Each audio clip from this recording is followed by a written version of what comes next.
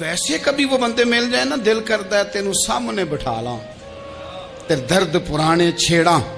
کچھ لوگ ایسے ہوتے ہیں جن کے ساتھ حضور تشریف فرما ہیں، حضرت علی شیر خدا کہیں گئے ہوئے ہیں تو محبوب کیا فرماتے ہیں؟ فرماتے ہیں اللہ اس وقت تک میرے پاس حضرت اسرائیل کو نہ بھیجنا جب تک میں علی سے ملاقات نہ کر لوں. دعائیں ہو رہی ہیں کہ میری جب تک ملاقات نہ ہو جائے میرا جانے کا وقت نہ آئے.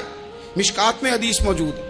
تو سرور کائنات علیہ السلام کا جو ان کے ساتھ قربت ہے، حضور کا جو ان سے پیار ہے، حضور نے ہر مہاجر کو ایک انصاری کا بھائی بنایا. انصار کے اندر حضور نے بھائی چارہ قائم فرمایا، اور یہ تاریخ کا وہ والا بھائی چارہ ہے جس کی نہ اس سے پہلے کوئی مثال ہے، نہ قیامت تک دوبارہ کوئی مثال دی جا سکتی ہے. بھائی جب سگے بھائی جب شادی شدہ ہو جاتے ہیں نا تو ان کی اپنی اپنی جیبیں ہو جاتی ہیں، اپنی اپنی گفتگو ہو جاتی ہے. 6 ماہ کے بچے کے بارے میں بھی وہ کہنے لگ جاتے ہیں میں نے بچوں کا بھی تو کچھ بنانا ہے نا. انہیں بالکل اب وہ چیزیں نظر آنی بند ہو جاتی ہیں جس میں والدین اور بہن بھائی شامل ہوتے ہیں. وہ کہتے ہیں میرے بھی تو بچے ہیں. لیکن یہ بھائی چارہ مہاجرین اور انصار کا اتنا زبردست اور معنی خیز ہے. حضور نے بھائی چارہ قائم فرمایا. سگے بھائیوں کو وراثت دینا مشکل ہوتا ہے. بڑا کہہ رہا ہوتا ہے کمائی تو میں نے کی تھی، چھوٹا کہہ رہا ہوتا ہے کہ باہر تو پہلے میں گیا تھا. جھگڑے. لیکن یہ تاریخ اسلامی کا وہ بھائی چارہ ہے کہ جن میں برادری، قبیلہ، رنگ، نسل، علاقہ ایک نہیں، پر ہزاروں قومیں وجود میں آئیں. دہر میں خشک و تر کے رشتے سے ہم نے بنیاد دوستی رکھی، یاد خیر البشر کے رشتے سے. اور اقبال نے جن انداز میں اس مضمون کو بیان کیا ہے وہ انداز ہی نرالا ہے. اقبال فرماتے ہیں خاص ہے ترکیب میں قوم رسول ہاشمی. بننے میں کوئی ان کی ترکیب ہی کوئی خاص ہے. حضور نے بھائی بھائی بنا دیا. اب بھائی جن کو دینی اسلامی مذہبی بھائی بنایا ہے وہ دوسرے بھائی کے بارے میں کیا ذہن رکھتا ہے؟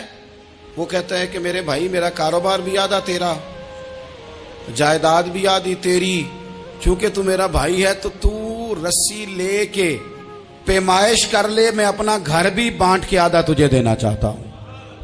جب اس قدر زیادہ لوگوں کی نظریاتی پختگی ہوئی اور لوگ اس قدر زیادہ مزاج رکھنے لگے تو پھر ایک خاص قربت کا ماحول وہاں نظر آیا. پھر وہ جو مہاجر بن کے آئے تھے اور بہت زیادہ جن لوگوں نے جہاد کیا تھا، جد و جہد کی تھی، گھر بار چھوڑے تھے، پھر ان لوگوں کو زیادہ دشواری نہیں ہوئی، زیادہ آزمائش نہیں ہوئی دل لگانے میں اور مدینے میں رہنے میں. بڑی آسانی سے وہ لوگ وہاں رہنے لگے اور بڑی جلدی ان کا مدینے سے اور اہل مدینہ سے پیار بڑھ گیا. تو میرے عزیز بھائیوں، حضور نے ہر انصاری اور مہاجر کو ایک دوسرے کا بھائی بنا دیا، سب کو بنا دیا. حضرت علی رہ گئے. اب یہ تو دونوں مہاجر ہیں، حضور بھی مکہ شریف سے آئے ہیں، حضرت علی بھی. بظاہر تو دونوں مہاجر ہیں، اگرچہ ساری زمین کے مالک رسول پاک ہیں. سب کو بھائی بھائی بنا دیا. تو اب ہر بندے کو بھائی مل رہا ہے اور بھائی بڑے پیارے ہوتے ہیں. میں کئی دفعہ کہتا ہوں کہ بھائی بڑے پیارے ہوتے ہیں. کچھ قدورتیں دنیاوی طور پر معاذ اللہ دلوں میں آ جاتی ہیں، لیکن بھائی کا درد جو بھائی محسوس کر سکتا ہے وہ بھی دوسرے کو محسوس نہیں ہوتا. تو حضرت علی جب کسی کے بھائی نہیں بنائے گئے تو رو ہی پڑے. اتنے دلیر بندے تھے پر بھائی کی ضرورت بندہ اتنی محسوس کرتا ہے، اس کو بھائی سے لگاؤ اتنا زیادہ ہوتا ہے کہ مولا علی رو پڑے. مشکات میں موجود روئے. حضور نے فرمایا کیوں روتے ہو؟ عرض کی حضور آپ نے سب کو ایک دوسرے کا بھائی بنایا ہے، میں رہ ہی گیا ہوں، مجھے کسی کا بھائی نہیں بنایا. اب وہ آنسوؤں میں لپٹی ہوئی وہ بات حضرت علی نے عرض کی تو محبوب نے فرمایا علی انت اخی فی الدنیا والآخرہ. فرمایا علی تو میرا بھائی ہے اور نرا دنیا میں نہیں، تو دنیا اور آخرت میں میرا بھائی ہے. تو میرا بھائی ہے دنیا میں بھی اور آخرت میں.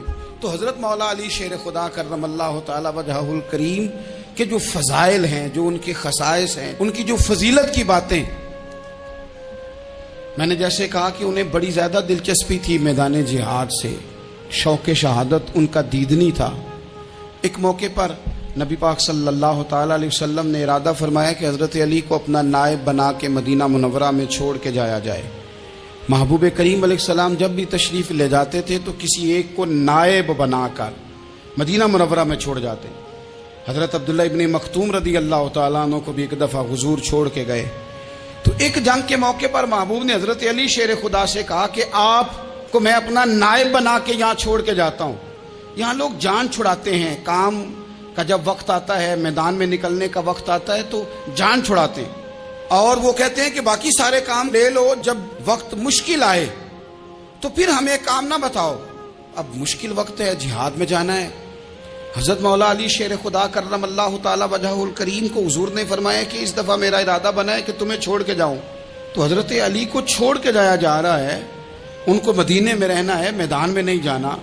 عام آدمی کتنا پسند کرتا ہے کہ میں آرام سے رہوں گا، لیکن حضرت علی کو اتنا شوق تھا میدان جہاد کا، اتنی تڑپ تھی ان کے دل کے اندر کہ عرض کرنے لگے یا رسول اللہ صلی اللہ تعالی علیہ وسلم، رو پڑے، کہنے لگے حضور ساری دنیا میدان میں جہاد کرے گی اور میں یہاں عورتوں اور بچوں کے پاس رہوں گا، میں یہاں عورتوں اور بچوں کے بیچ وقت گزاروں، حضور مجھے لے کے جائیں۔ تو وہاں بھی حضور نے محبت کی بات سمجھائی، فرمایا علی جب حضرت موسیٰ کوہ طور پہ گئے تھے تو اپنے بھائی جناب ہارون کو چھوڑ گئے تھے، تو تم بھی تو میرے لیے اسی طرح ہو نا جس طرح موسیٰ کے لیے ہارون تھے، لیکن فرمایا یہ یاد رکھنا میرے بعد نبی کوئی نہیں، حضرت موسیٰ بھی نبی ہیں اور جناب ہارون بھی نبی ہیں علیہم السلام، لیکن وہ انہیں چھوڑ کے گئے تھے، میں تمہیں چھوڑ کے جا رہا ہوں۔ ایک بات اپنے ذہن کے اندر بٹھانا کہ میرے بعد کوئی نبی نہیں آئے گا۔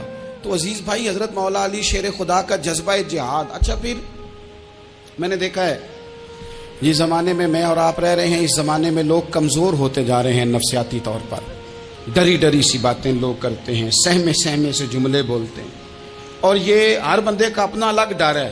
دانشوروں نے لکھا ہے کہ غریب آدمی کا ڈر تھوڑا ہوتا ہے اور جو اونچے عہدے پہ چلا جائے اس کا ڈر، یعنی زیادہ ہاتھ اپوزیشن کے نہیں بندے ہوتے، حکومت کے بندے ہوئے ہوتے ہیں۔ لوگوں کو ساتھ لے کے اپوزیشن نے نہیں چلنا ہوتا، حکومت نے چلنا ہوتا ہے۔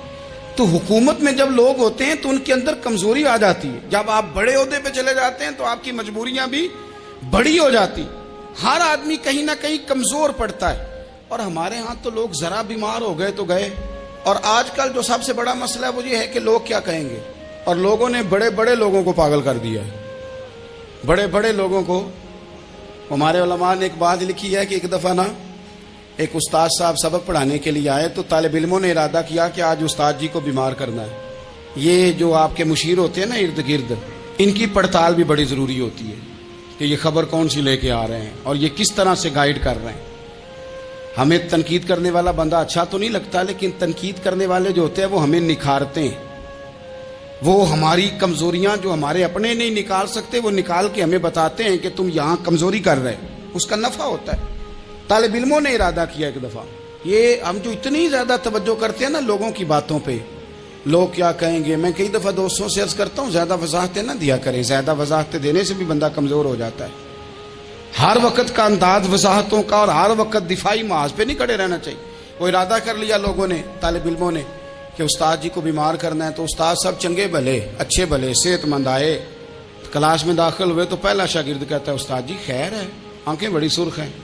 چل دوڑ جا بیوقوف آدمی، میں بالکل ٹھیک ہوں، چل کلاس میں بیٹھ چل۔ تھوڑا سا آگے گئے تو دوسرا شاگرد، انہوں نے اب 10-15 نے ارادہ کیا ہوا تھا، دوسرا کہنے لگا خیریت ہے، بڑے کمزور کمزور لگ رہے ہیں۔ اس نے کہا میں بالکل ٹھیک ہوں، کمزور کا چل دوڑ جا اپنا کام کر۔ وہ تیسرے کے پاس گئے تو کہنے لگا استاد صاحب خیر ہے، آپ کے تو مجھے ہاتھ بھی کانپتے دکھائی دے رہے ہیں۔ اس نے کہا اچھا واقعی۔ اب چوتھے نے بھی یہی بات کی، پانچویں نے یہی بات کی، تو آدھا گھنٹہ گزرا تو استاد جی کو سچ مچ بخار چڑھ گیا، وہ چھٹی پہ چلے گئے۔ کیوں؟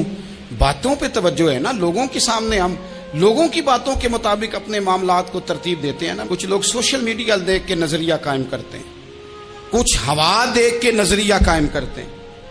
وہ قائد اعظم محمد علی جناح کی ایک بات نہیں بھولتی کہ انہوں نے کہا تھا، ہندو لیڈر جو تھا جس کو لوگ گاندھی کہتے تھے، اس سے کہا تھا تیری اور میری سیاست میں فرق ہے، تو لوگوں کا رجحان دیکھ کے فیصلہ کرتا ہے اور میں، قائد اعظم کہنے لگے، میں فیصلہ کر کے لوگوں کا رجحان ادھر کر دیا کرتا ہوں۔ یہ کمال ہوتا ہے کسی شخص کا کہ اس کا اپنا نظریہ غالب آئے، بجائے اس کے کہ وہ دیکھے آج کل لوگ کیا کہہ رہے ہیں تو لہذا میں اس طرح کا ڈال جاؤں۔ لوگ تو ایک وقت کے لیے کچھ کہتے ہیں، پھر اگلے 4 گھنٹوں میں کچھ اور کہتے ہیں۔ حضرت مولا علی کے مزاج میں استقامت ہے، اور جو لوگ جو بہت زیادہ پراپوگنڈا کرتے ہیں اور بہت زیادہ کسی کے بارے میں بات کرتے ہیں، ان کا وہ مزاج نہیں، ان کی وہ طبیعت نہیں، وہ اپنے حساب سے فیصلہ کرتے۔ ایک شخص تھا عمر بن عبد ود 90 साल का बूढ़ा, लेकिन जब तलवार लेके मैदान में आता था तो 1000 आदमी के मुकाबले में लड़ता था। और लोग जगह जगह ये कहते थे तू तो इस तरह है जिस तरह अमर बिन अब्दे वुद लोगों को डराता है, तो उस तरह हो गया। ये उसके इर्द गिर्द के लोग उसकी मिसालें देते थे। जंगे खंदक जब हो रही थी तो ये मुकाबले में आ गया। तो हजरत अली मुर्तदा शेर खुदा करमल्लाहु ताला वजहुल करीम भी तशरीफ फरमा थे। अब पूरे अरब के अंदर इसके बारे में ये कहा जाता था कि उससे ना लड़ो, वो तो खूनखार है, वो तो दरिंदा है, वो तो जंगली शेर की तरह आता है, वो तो काट खाने को दौड़ता है, उससे कौन लड़े। एक ख्याल था। और वो प्रोपेगेंडा बाज़-औक़ात इतना ज्यादा किसी के बारे में होता है कि मैं बच्चे लोग आते हैं ना बच्चा दम कराने के लिए, तो कहते हैं पीर साहब बड़ा जिद्दी है, किसी की बात नहीं मानता, बाकी बच्चे ठीक थे, ये तो बड़ा ही नालायक निकल आया है। तो मैं कहता हूं कि आप इसके सामने ये वाली बातें ना करें, ये पक्का हो जाएगा कि मैं जिद्दी हूं। तो आप ज़ेन बना रहे हैं इसका कि तो इस तरह का है। ज़ेन बना दिया लोगों ने कि अमर इब्न अब्दे वुद के मुकाबले में कोई नहीं आ सकता। खंदक में ये आया, इसने ललकारा मुसलमानों को, आओ वो तुम्हारी जन्नत किधर है जिसके बारे में तुम कहते हो कि हम शहीद होंगे, तो आओ मेरे मुकाबले में निकलो। जब इसने पहली दफा ललकारा तो अभी बात खत्म नहीं हुई थी कि मौला अली तलवार लेके अल्लाहु अकबर कहते खड़े हो गए। हुजूर ने फरमाया बैठ जाओ। हजरत अली फिर बैठ गए। वो फिर पुकारा उठो कोई मेरे मुकाबले में, तो मौला अली शेर खुदा फिर खड़े हो गए, फिर खड़े हो गए। हुजूर ने फरमाया बैठ जा। एक शख्स ने कहा अली ये अमर बिन अब्दे वुद हैं। फरमाया मुझे पता है। नहीं समझे आप बात, मैं आपको समझा के लाया हूं पीछे से कि प्रोपेगेंडा करते हैं ना लोग, हो आगे ना जाना, यहाँ करंट बड़ा ज्यादा है, वोल्टेज बड़े सख्त हैं, तू आगे ना बढ़ना। भाई क्या हो जाएगा, उठ बांध कमर क्यों डरता है, फिर देख खुदा क्या करता है। हजरत अली तीसरी दफा उसने कहा ना है कोई, तो हजरत अली फिर उठे। अब तो रसूल पाक सल्लल्लाहु ताला अलैहि वसल्लम ने थपकी दी। बाज जगह यह है कि हुजूर ने खुद तलवार थमाई, सर पे इमामा बांधा और हुजूर ने फतह याबी की दुआ फरमाई। हजरत अली घोड़े पे बैठे निकले और जब उसके सामने गए तो जाके कहने लगा मेरा पता है। हजरत अली फरमाने लगे तू अपना छोड़, मेरा पता है तुझे, मुझे तू जानता है। कहने लगा मैं 1000 के मुकाबले में अकेला लड़ता हूं। हजरत अली शेर खुदा फरमाने लगे पता नहीं तू किन से लड़ता रहा है, जाने वो कौन है जिनसे तू लड़ता रहा, वो कौन 1000 थे जो तेरे मुकाबले में आते थे, पता नहीं। तो कहने लगा मेरा नाम मेरी माँ ने अमर बिन अब्दे वुद रखा है। फरमाया छोड़ तू, मेरी माँ ने मेरा नाम हैदर रखा है। कहने लगा तेरी उम्र छोटी है, कोई बड़ा ला। फरमाने लगे ये तो जब हंजे में पंजा मिलेगा तो पता चलेगा उम्र किसकी छोटी है। अभी तू कहानियों से मुतासर करना चाहता है, तू चाहता है कि तू प्रेशर डाले और मैं तेरी बात सुनूं, तो मुकाबले में आ, डींगे ना मार, कहानियां ना सुना। दीवारें हिलती रहती हैं और दर कांप जाता है। अली का नाम सुन के अब भी खैबर कांप जाता है। तू मुकाबले में आ, तू बातें बना रहा है, कहानियां सुना रहा है। वो कहने लगा तू बच्चा है, मैं चाहता नहीं तेरा खून बहाऊं। तो हजरत अली कहने लगे मैं बड़े दिन से परेशान हूं कि किसी बेईमान का खून बहाया क्यों नहीं, मेरा बड़ा दिल कर रहा है तेरा खून बहाऊं। उसने बड़ी जोरदार ज़रब लगाई, गुस्से में इतना पागल हुआ, क्योंकि उसके बारे में मारूफ था कि वैश्य मिजाज आदमी, इतना सख्त पागल हुआ गुस्से में, उसने अपने घोड़े के पैर काट डाले। पहले तलवार घोड़े को दे मारी, उसको काट के दौड़ा। ये क्यों करते थे लोग, अरब के लोग उस वक्त ये काम करते थे कि हमने घोड़ा ही मार डाला है ताकि हम भाग ना सके। कहते ना कश्तियां जला दी हैं कि अब वापस जाने का रास्ता ही बंद हो जाए। घोड़े के पैर काट डाले के भागना नहीं। और बड़ी जोर से उसने ज़रब लगाई हजरत अली पर। हजरत अली ने जब रोकी तो वो ढाल टूट गई हजरत मौला अली की, और आपके इमामे को उसकी तलवार भी लगी। आपने फरमाया दिखा लिया तूने जोर, अब मेरी बारी है। हजरत मौला अली शेर खुदा का कद बज़ाहिर छोटा था। सहाबा कहते हम दूर से देख रहे थे, अल्लाहु अकबर कह के थोड़ा सा जमीन से वो उठे, थोड़ा सा उठे और फिर दोबारा नहीं उन्हें तलवार चलानी पड़ी, एक ही ज़रब लगाई और उसके 2 टुकड़े करके उसे जमीन पे फेंक दिए। तो अजीज दोस्त आप याद रखेंगे इस बात को कि अपनी जिंदगी के अंदर मरूब होना छोड़ दें। रोब में हो, तातारियों ने मुसलमानों को मरूब कर लिया था, रोब डाल लिया था कि हम बहुत बड़े लोग हैं। यही आज हमारे साथ बहुत सारे लोग करते हैं, दिलों में रोब आ जाता है। امیر رشتہ دار کا، فلانے کا، پھر وہ جو مرضی کرتا ہے۔ تاتاریوں کی ایک بی بی وہ کیا کرتی، وہ 9-10 مسلمان نوجوانوں کو سڑک پہ کھڑا کر جاتی، کہتی ادھر کھڑے ہونا، میرے آنے تک ہلنا نہ، جوان ہے لیکن روب ہے نا کہ یہ بڑے وحشی ہیں۔ اکیلی بی بی اندر جاتی، تلوار لے آتی، اور وہ کھڑے ہیں، وہ بھاگے بھی نہیں، اتنا ڈر گئے، ٹانگیں کانپ رہی ہیں، بھاگنے کی بھی جرت نہیں کر رہے۔ تسلی سے گئی ہے، تلوار لے کے آئی ہے، اور اس نے 9 جوان مسلمانوں کے گلے کاٹ دیے۔ اس روب سے نکلیں باہر، نوجوانوں سے کہتا ہوں نکلو۔ اور جن لوگوں نے دنیا میں انقلاب برپا کیا وہ غریب گھروں کے تھے، وہ لوگ تھے کہ جو بازار کسی بڑے قبیلے سے نہیں تھے۔ آپ محنت کریں، تعلیم حاصل کریں، جدوجہد کریں، مشقت کریں، اپنی زندگی میں کچھ مقاصد کے حصول کے لیے آگے بڑھیں۔ اور اگر آپ کہیں کہ دائیں بائیں میرے فلاں آدمی مجھے یہ مشورہ دے رہا ہے، تو کچھ لوگ دنیا میں باتیں کرنے آئے ہیں، انہوں نے باتیں کرنی ہیں اور بڑا فائدہ ہوتا ہے، ان کو باتیں کر لینے دیں، ان کو کرتے رہنے دیں۔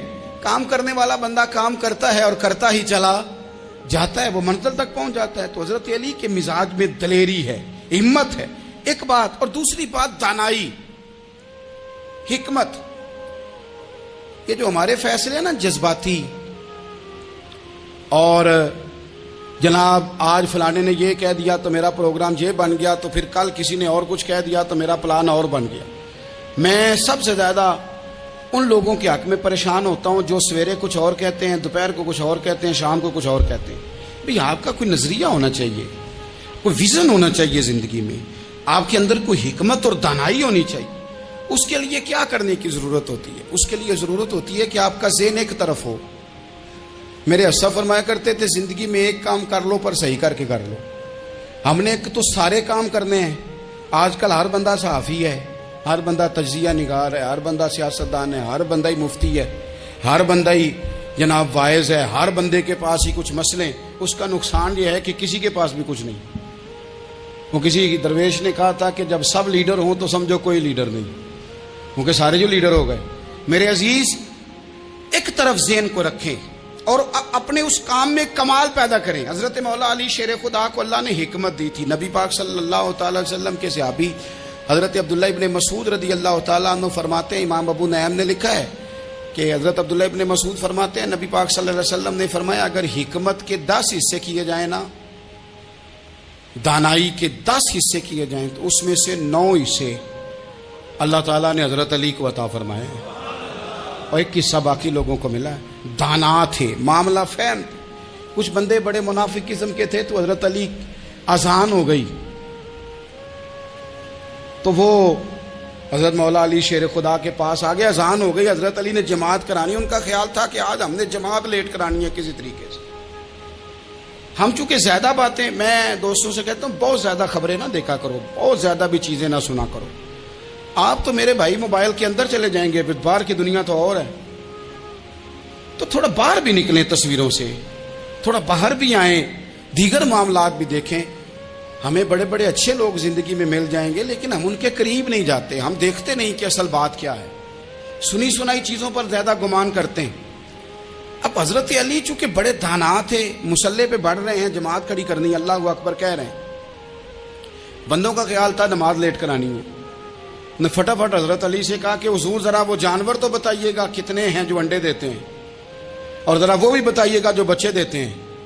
یہ اب کتنے کو بندہ جانور گنے، آہستہ آہستہ بندہ شمار کرے، ہو بکری جو ہے وہ بچہ دیتی ہے، مرغی انڈا دیتی ہے، اور گائے جو ہے وہ بچہ دیتی ہے، اور بطخ جو ہے وہ انڈا دیتی ہے۔ بندہ تو یہ گننے لگ جائے تو حضرت علی شیر خدا یہاں ہاتھ ہیں، فرمانے لگے گھر جا کے گن لینا۔ موٹی سی بات بتاتا ہوں، جن جانوروں کے کان باہر ہوتے ہیں وہ بچے